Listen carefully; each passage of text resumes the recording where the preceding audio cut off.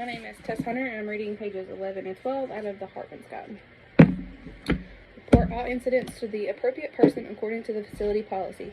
Incidents are any unexpected event during the course of care, like a resident receiving the wrong dose of medication or the resident medication that is missing cannot be located. Document accurately and promptly. Follow rules about safety and infection prevention. Do not accept gifts or tips, and be professional. Do not share or exchange personal information. Many organizations and companies create a code of ethics for members or employees to follow.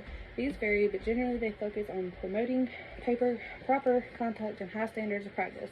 In a facility, if a facility has its own code of ethics, all staff members will be given a copy and expected to follow it. Discuss how state laws affect the role of medication aides.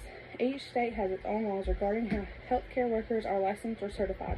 They also have the laws defining the tasks healthcare workers can or cannot perform. Many states have laws related to medication aides.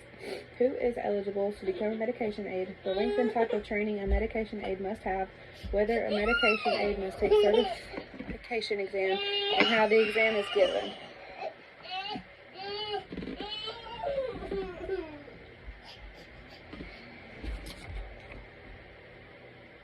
How to keep certification current, what takes medication aides, what tasks medication aides are allowed or not allowed to perform, where medication aides can work.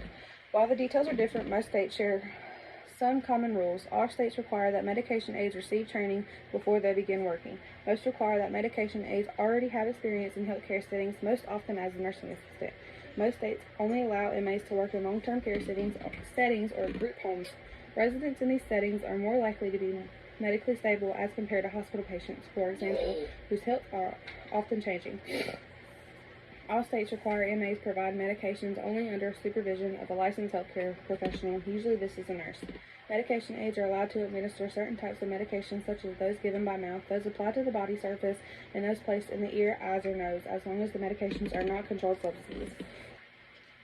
Controlled substances are drugs that are more likely than others to be abused or to cause addiction. These may have benefits, and most can be prescribed for a certain condition, but their use is monitored carefully. Some states may not allow MAs to give residents these types of drugs. More information on controlled substances is in Learning Objective 7. States vary on rules about giving medications by certain routes, like nebulization. This method requires the use of a special machine that allows the patient to breathe in a medicated mist. Similarly, MAs may be able to help with the resident's use of oxygen, which is also considered a drug in some states but not in others. It is very important for the MAs to understand their scope of practice as defined by their states and their facilities.